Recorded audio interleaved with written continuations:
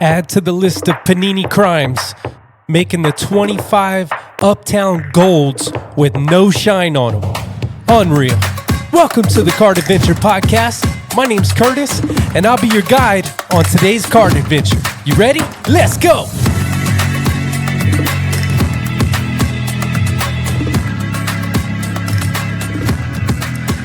I freaking love my intro, man.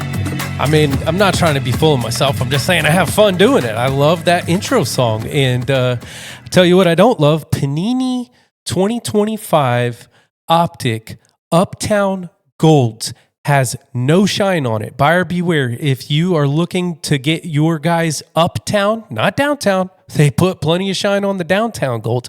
If you're looking for your guys uptown gold, just know the only thing that shines or refracts light, that hollow that we like, that hollow shine, it's just the outline of the player. The gold has no refractor quality to it at all whatsoever.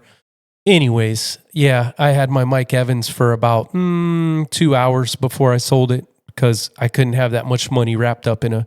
Anyways, whatever. So, welcome back to the Card Adventures Podcast. We do this every single Tuesday and every single Thursday, every single place that you could possibly listen to podcasts or watch on YouTube. You can also follow on Instagram at Card Adventures Podcast. And boy, do we got a treat for you today. It is my hobby hero, Brett McGrath from Stacking Slabs, coming through for part one of a two-part episode with your boy. Nothing else to say, jumping right in. All right, everybody, I can't believe I'm saying this. My superhero of the hobby, Brett from Stacking Slabs, is joining us today. What's up, Brett? Welcome to the show. Thanks for joining. Curtis, thank you for having me. I have been a listener of the Card Adventures Podcast ever since you dropped it. I create a lot of content, but I consume probably just as much. So I have been enjoying listening to your energy and your podcasts and the guests you've had on, and excited to be a part of it. I appreciate that. It means a lot to me to know that you would take your time to listen. I hope it's resonating with you. So much of what you have done has resonated with me. I've been a listener for 5 or 6 years now. I actually started listening on at the tail end of when you were transitioning, kind of the way that you do your content on your podcast, so to speak. And I just got to tell you, man, things that you have shared that have impacted the way that I collect forever is your concept of the North Star and your idea of Judgment Day with the cards when it's time to make some moves. Those two things, and I'm sure more, but those two things have forever impacted my collecting journey. So I want to thank you for that. And again, thank you for being on today's show.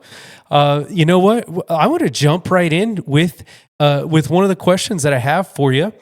And since I just brought it up, might as well start here. Question for you, Brett. You have my favorite podcast to listen to. And again, I know that your content has evolved over the years. And when you first started your podcast, it was a little bit more, a lot more about making plays, trying to figure out what the next move was, prospecting, things like that. That's where your podcast started. And now it's the furthest thing from that, probably. It's a lot more collector focus, although you've always been a collector. Just the content and the way that you do your show, big change. What was there an aha moment? Were you at a part of your card adventure where you said, man, I don't know if this way of doing the hobby is for me? What was that? What brought that change to go from, the prospecting to more real just collecting? So I think that for me, a lot of it comes from the position of jumping back into the hobby like so many of us did, pre-pandemic, and just trying to figure it out. I mean, we all collected cards when we were growing up, and for many of us, we were returning to the hobby and just trying to navigate and figure it out. I have always been in content throughout my career. So when I jump back into cards, I'm also very curious. My main goal was to try to figure out what was happening, how it applied to me. And I just felt comfortable with turning on a microphone and starting to document my experience because I had done it in my professional life. Now, I hope that people who have consumed my content throughout the history of stacking slabs can look at like the way I've matured through my content and my own collecting as an example of this is kind of how you grow throughout the hobby and what's possible. And for me, it was like, why did I change directions? I think it's just more of like an evolution. I realized that this way that the hobby was being promoted and the thing that everyone was doing, whether it was investing, buying cards they don't like, but then they saw upside, like it didn't do anything for me as I kind of progressed. And so really I reached this moment where I realized I was like, I'm having fun with the stacking slabs and building it. I'm meeting a lot of great collectors. I'm understanding what I like about this space. And so let me just start talking about that more. And you mentioned North Star. I realized quickly, like, if I'm going to do this, I want to buy for myself, and I want to build a collection that is significant to me. And I don't care about what other people think about it. And so it was just an evolution. I think so many of us go through this evolution when we're getting back into cards and figuring it out, but really excited where we've landed, not only with the content, but just me as a collector. I think there's so many different ways just on the collecting front that we can think about and dig into. Talk a lot about collector psychology. I'm fascinated. I'm a marketer by trade. And so just the psychology behind collecting is really, really fun for me and exciting to explore. And that has really driven kind of stacking slabs from a show that was about buying cards and figuring out what we like and what we could maybe make money off of, to like a platform for the collector, digging into kind of the emotional side, not straying away from analytics, but digging more into the emotional side and how it impacts us. Sure. I think the way that you put that with the evolution, right? And maybe there wasn't like this conscious, I'm going to stop doing this, like immediate, like knee-jerk reaction, right? It was more like an evolution of what you felt brought you the most joy. And I think that's cool. I think another thing that is cool when I think about your evolution is I think many people have gone through that same evolution. And I think that there are a lot of people, we know there are a lot of people that get burnt out on what's hot, what's not. There's a lot of people that get burnt out on trying to predict the next, best prospect to put your money in, and things like that. Get burnt out on breaking, burnt out on boxes that cost, $1,000 a piece or whatever. And I think we hear about that, but I also think that there is a lot of people who started with prospecting, what's hot, what's not, and found a love for cards like you did, to say, you know what, I don't want to play those games anymore. That's not for me, but this card is really cool and I want more like this one. I think that a lot of people come into the hobby through screwing around and like figuring it out. I think, figuring out, and then they figure out, you know what, I want to collect this. I want to enjoy this. And that's the cool thing about the hobby. There's many different ways to enter. There's many different journeys, and we all go on our card adventures. Some go this way, some go that way.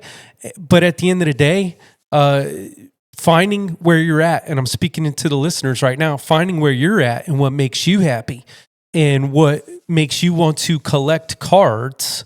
And listen, if you're having a blast breaking, if you're having a blast prospecting, great.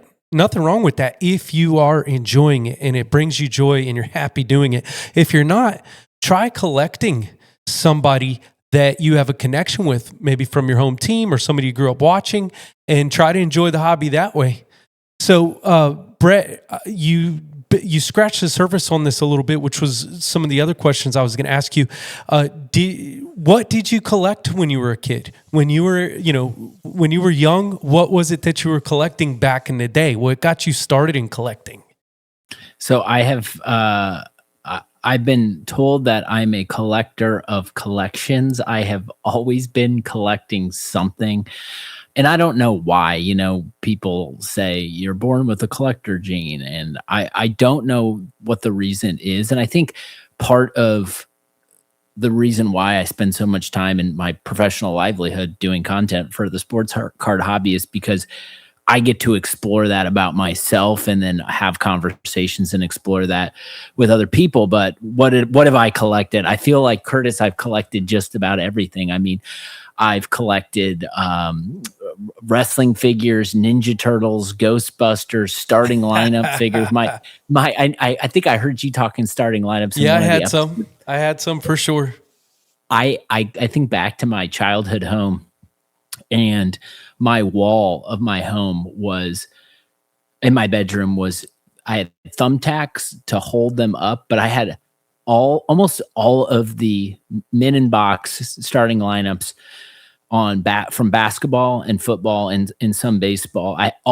My whole room was full of them, and they're still in my parents' attic. I literally U-Haul boxes full of starting lineups. And at the time I was like, man, like I love these. I'd wake up in the morning and I'd have my mom on Saturdays and my dad drive me to Toys R Us. I'd be the first one in. And I knew like the cases and the serial numbers. And I knew like, oh, Kobe's in this box. And so I was constantly searching. So that was a big part of my life. I obviously collected cards as a kid, collected vinyl. I've got a whole record shelf and the whole house is lined with vinyl. I've always there. Yeah, this is just like a small portion of my basement. It's crazy, but there's something about like physical items and stuff that I truly love, and attachment and the way it makes me feel. And so, yeah, I love collect. I've collected memorabilia, wrestling memorabilia, everything, but it's just been fun. It's preoccupied me for so long. It keeps me out of trouble, keeps me focused. And I'll tell you this, with cards, especially in this era, man, for everything I've collected in my life, nothing has been more interesting and more satisfying. And I think a big part of it is like the products, trying to get knowledge, my curiosity, but then it's also like, obviously, like the people. There's so many people and they're diverse and they have different mindsets and mentality, and I can learn from people and get inspiration from others. So yeah, I've collected almost everything, I feel like, but I'm happy where I landed with sports cards. I guess so. Sports cards are the best for me. Like I said, when I was a kid, I collected some starting lineup. Well, let me just say, if it was Charles Barkley, I collected it. Okay. I started with Shaq, collected everything Shaq. And then somehow, I don't even know what did it, but switched to Barkley, mid 90s, and through the mid to late 90s was all Barkley. And if Barkley's face was on it, I collected it.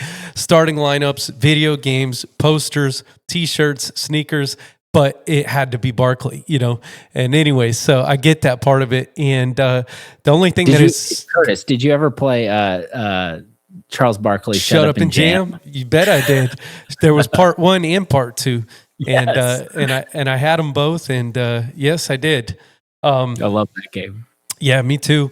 I don't really collect anything but cards anymore. I mean, I have some Buccaneers, memorabilia and stuff, around the man cave, but I can't say that I really collect anything outside of sports cards anymore. But, it is interesting though, that collector gene, and how you say like, oh, I've always kind of been a collector of collections.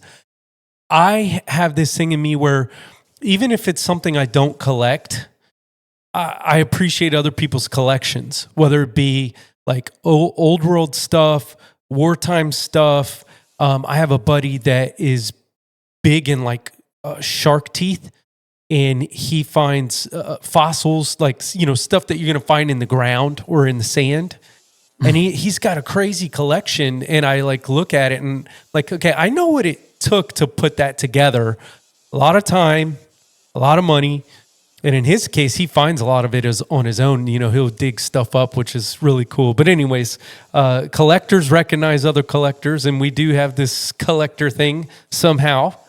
Speaking of collections, you are a very focused collector, which I appreciate. I consider myself one as well, for the most part. And you are very focused on. I'm going to stay inside of the stuff I do know here. I know that you have a passion for wrestling. I know that you love Roman Reigns. I'm sure there's some other wrestlers that you appreciate. But when it comes to sports like NFL, NBA, I know that you're about the Pacers. I know that you're about the Colts. I know that you collect pretty much all the Colts quarterbacks to tell that story. And you collect gold prisms, black finites, right? And Indiana Pacers. I know you're collecting Hallie. I've seen some Pascal Siakam. And but you stay in your lane when it comes to your guys, your teams. And it seems also you stay in a lane with certain kinds of parallels. Don't want to... I think I know what they are. It's very obvious to me, but why don't you tell us what are the parallels that you have landed on, the kind of cards that you have landed on that you're pretty much just focused on when it comes to particularly your Colts and your Pacers? I will certainly address your parallel question. I'll give some listeners some context who might not know me or have consumed my content about why I collect Colts and Pacers. I'm from Indianapolis, and I appreciate individuals who decide, I love this player, I'm going to go collect this player, and they're a player collector. That I've tried to do that outside my city, and it just never sticks. And what it tells me is that I have such an attachment for my city and for my teams. I'm born and raised in Indianapolis. I watch every game, even the Pacers without Halliburton. It's like they're putting out a G League team. They've won 15 games this year. It's not been pretty, but rough. I'm still watching. Still watching, man. Yep. Because I love it. And so when we talk about North Stars, like my North Star is my city. And so like, that's how I think about just the structure. And then underneath that structure, right, there's basketball, there's football, and then there's a lot of different types of cards you can choose from. And I talk a lot about just shrinking the sea, and I've collected a lot of different types of parallels. But I would say for me, from an emotional perspective, like nothing connects with me and resonates more than the Prizm brand and the Prizm, what the golds, or in football gold vinyl, or black in basketball, or black finite. Like I'll collect other stuff, but that's my central point. And I've thought about this, Curtis. I'm like, why am I so infatuated by Prizm? And it's because when I got back into the hobby, trying to figure it all out, the Prizm was the first brand that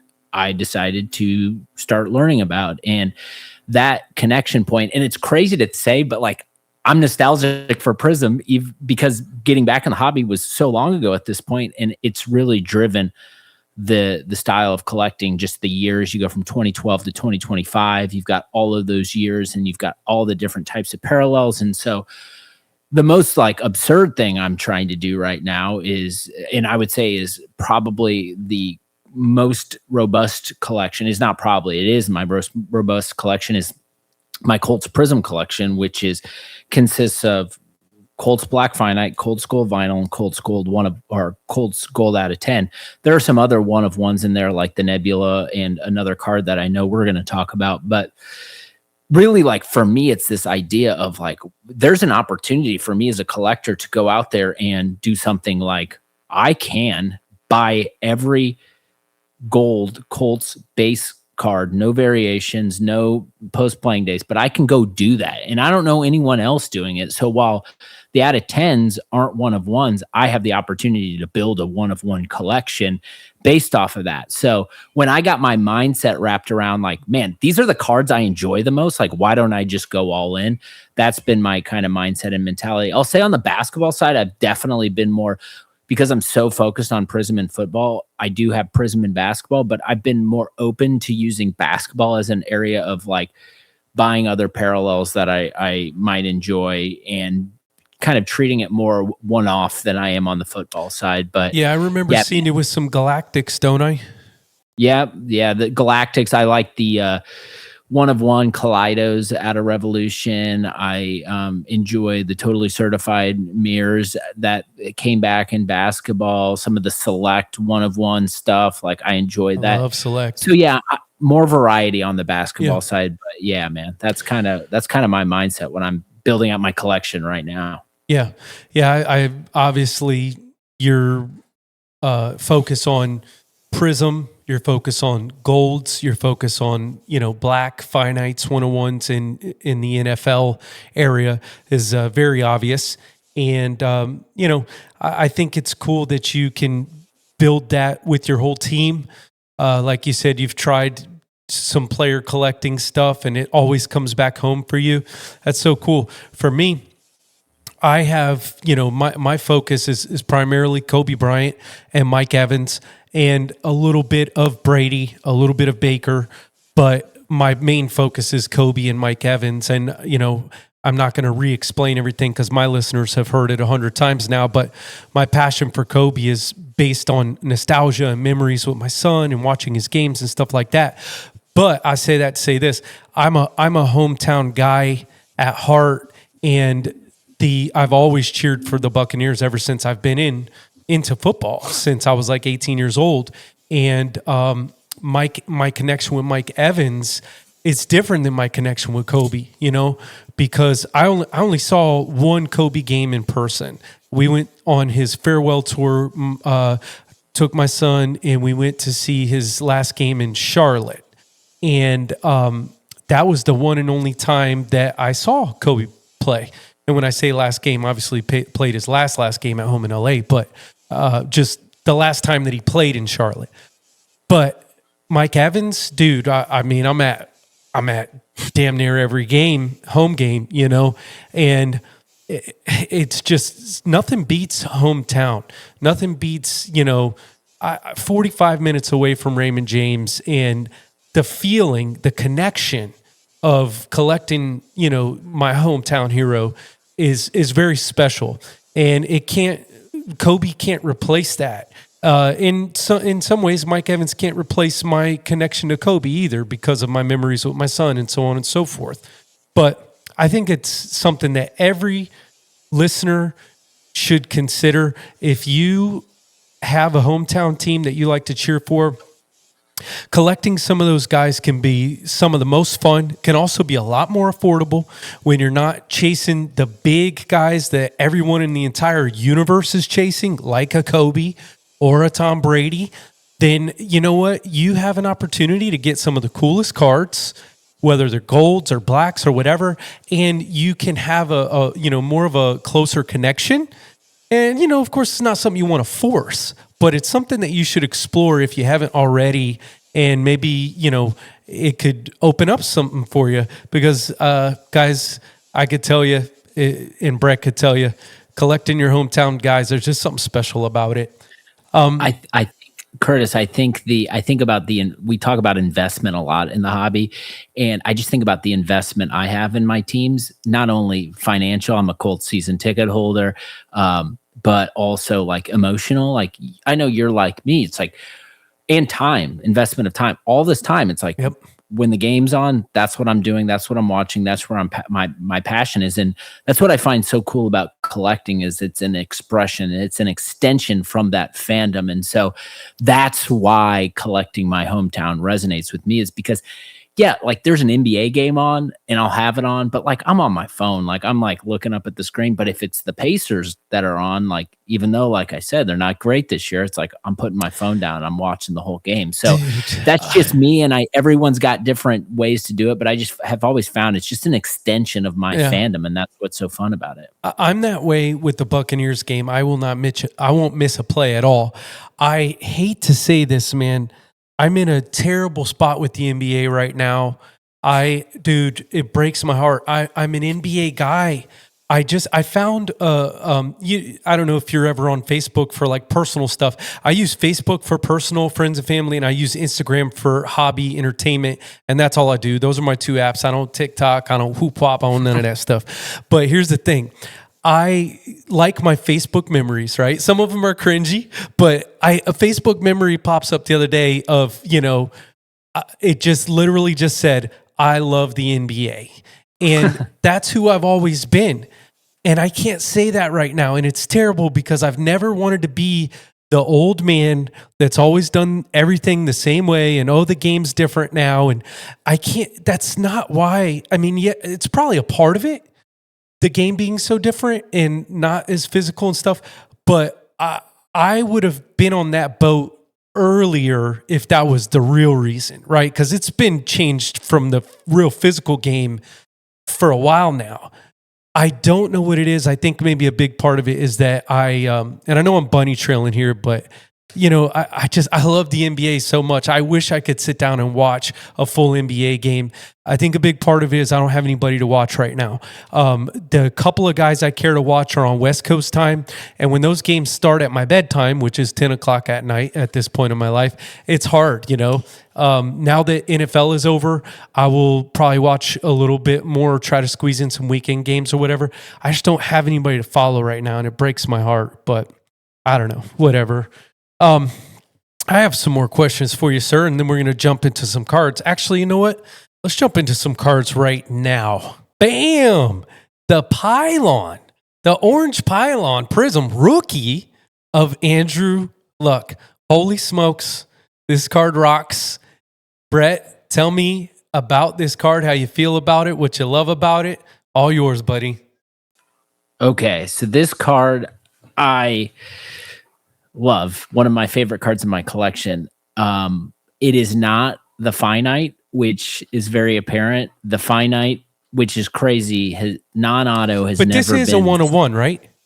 It is a 1-of-1. In 2012 Prizm basketball, no 1-of-1s. In football, there's two, the Finite and the Pylon. The Finite has never been seen non-auto, which is crazy because 2012 Luck was like the product hit with being a rookie. But yeah, I've been on a third. Wild? Yeah, it's crazy. Drives your imagination wild. It does for me. It does.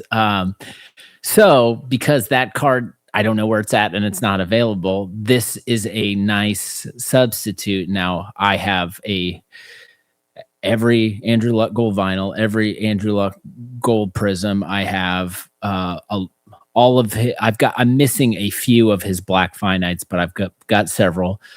And then so this card last year presented itself, and it presented itself from a good friend Gunther at Gunther's Cards. He just slid in my DMs and he just dropped it. And don't you love that? It's like cards that you couldn't go out and find no matter how hard you tried, sometimes just come to you. That happened to me this morning. Love it. Yes. So Gunther dropped it in my DMs and I just said, wear it. Like, do you have this? And he was like, yes. And this is what I appreciate about Gunther. He's able to unearth these cards and he knows that I'm a Luck collector. So instead of just sending it to auction or selling it to somebody else who's going to then try to flip it to me, Gunther came to me direct with it. Now, he gave me his price, which was significant, which granted first year Prizm 1-of-1 rookie, all the things. Understood. And I asked him, I said, well, can you do this? And he's like, I can't. I said, I respect that. Let's make this happen. So I was very happy to land this from someone who I know and trust in the hobby. And then secondarily, you talk about the card itself. You talk about this a lot, but just like the early days Prizm and Select stuff, like the shine, it hits different. The shine on it hits different. So what you have here is the one of one, which these were done auction style by Panini. They were non-pack pulled, but you go on the Panini site and they ran auctions for each of these. And somewhere at some point I pulled the final price for all of those auctions, and it would make you laugh looking at what these cards went for. I think Luck was maybe I get it. the highest selling. I think he was the highest selling at the time, but still, like, it was a kind of a fraction for what I ended up paying for it, decade plus later. It's a freaking gorgeous card, man. And I love the orange. The orange is so cool to me. It's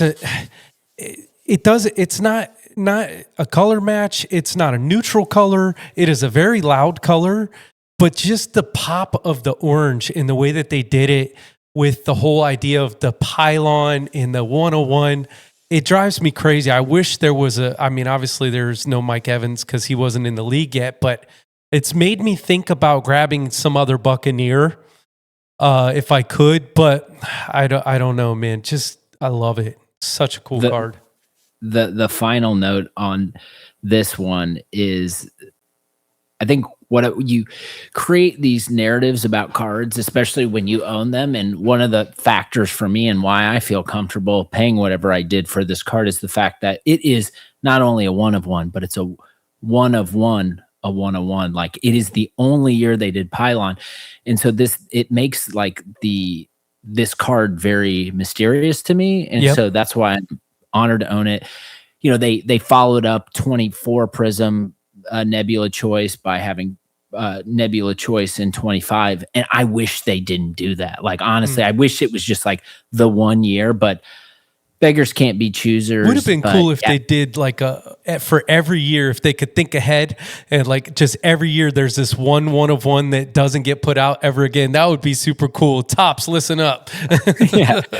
So this was one of my favorite cards I picked up last year. Dude, this is so random, but you really triggered me, and you probably saw it on my face. But you said like how the shine hits different on the early stuff, the 2012, 2013. I don't know if you saw this on my page last night, but dude, and I'm not a Panini hater. I'm a Panini lover. But man, they put Mike Evans on the Uptown this year, and they printed 1,000 of them. So I'm like, I'm gonna wait to get the gold. Gold comes to market. I jumped on it, got the gold, got it in yesterday. Opened it up, and I'm like, maybe I just need to put it in some light. Took it into the light, and I couldn't get it to shine. They put zero shine on the gold Uptowns this year. Zero. It doesn't shine. It doesn't refract, Brett.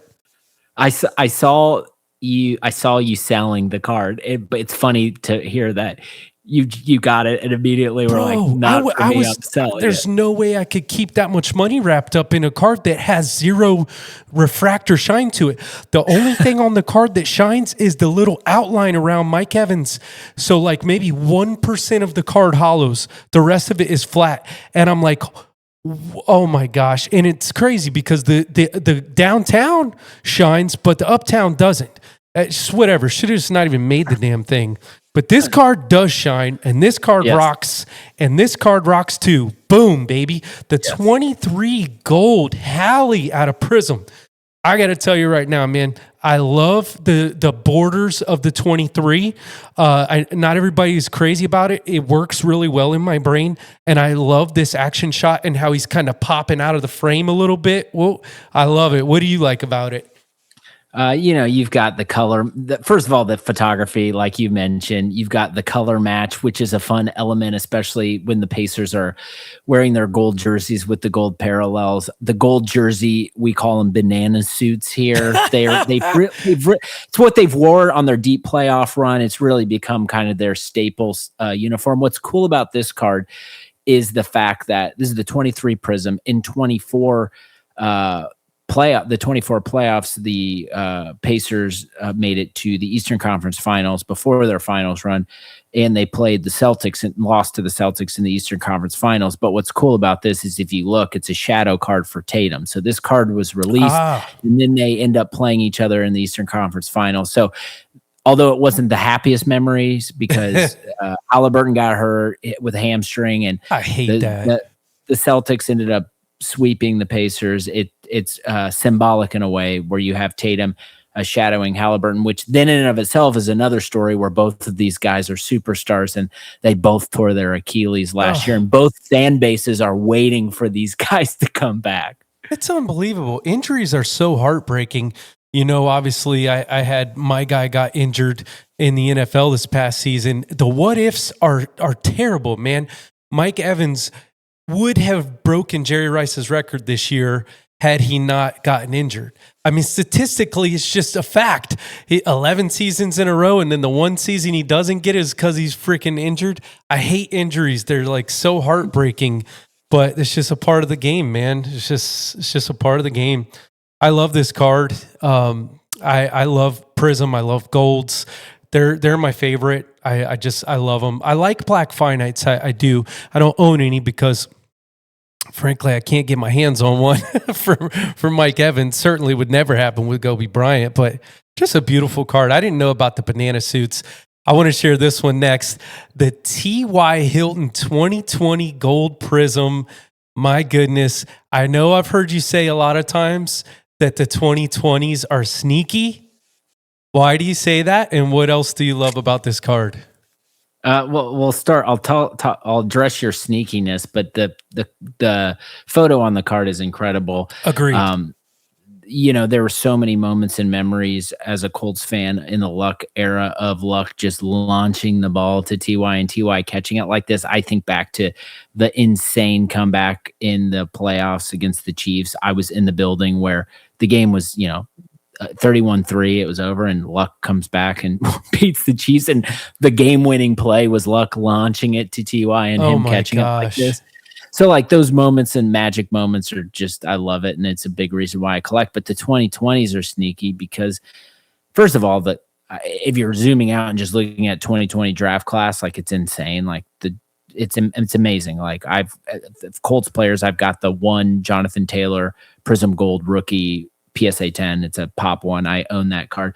But these cards in general, like, they've got an awesome shine. It was like a return to form for Prizm. And it's just so interesting, like, why some years they shine one way and they don't the other way. I'm always fascinated by this. But I think 2020 is one of those years that certainly will hold up, because at the end of the day, like, when all the dust settles, it's like 10, 20 years from now, like, it's about like when you pick up the cards and you look at it, like when someone sees one of these cards in a showcase 20 years from now, they're going to ask to see it and they're going to hold it in their hand and it's going to make them feel like a kid again. And they're going to be like, wow, this is an amazing card. So yeah. I think I have 2020 very high on my list in terms of like all the years of Prizm. And I'm also a junkie where I like categorize like all the years, like the early days and stuff and stack rank them. But if I'm thinking about this like last chapter of Prizm, I would start kind of with 2020 and obviously end with 2025. And 2020 kicks ass. I love it. Hell yeah, and it does. 2024 is another year that I really enjoy. But yeah, hell man, yeah. I love it. It's funny too, and I was hating on 24 when I first saw it because it looked like a mashup of 2013 and 2016 basketball design, and I don't know why I was hating on it because it ended up being one of my favorites. They got the shine right. The design is killer. I mean, I don't know, but I'll tell you what, man. I just noticed that this card was a 10. Because it doesn't even matter that much. It's just such a nice card. It could have been a 7, and I'm just now even checking out the grade. And this is reminding me that, it took me 5 years to find the Evans 2020 Gold. Up until last year, there wasn't even a picture of one. And I ended up getting the 2020 Gold, kind of letting the cat out of the bag here. I mean, I posted the card a few months ago. I have not posted the card since I had it regraded.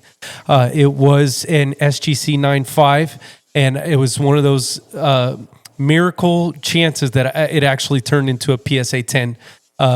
Yep. So reminding myself that awesome. I need to post that. And we both have 2020 PSA 10 golds of somebody that we love. But yeah, such a cool freaking card. I love it. I love the design of the 2020. When it comes to Prizm, to me, obviously the big change every year, that border design and how they do the border, I like it a lot. It just speaks to me. But anyways, these cards are awesome.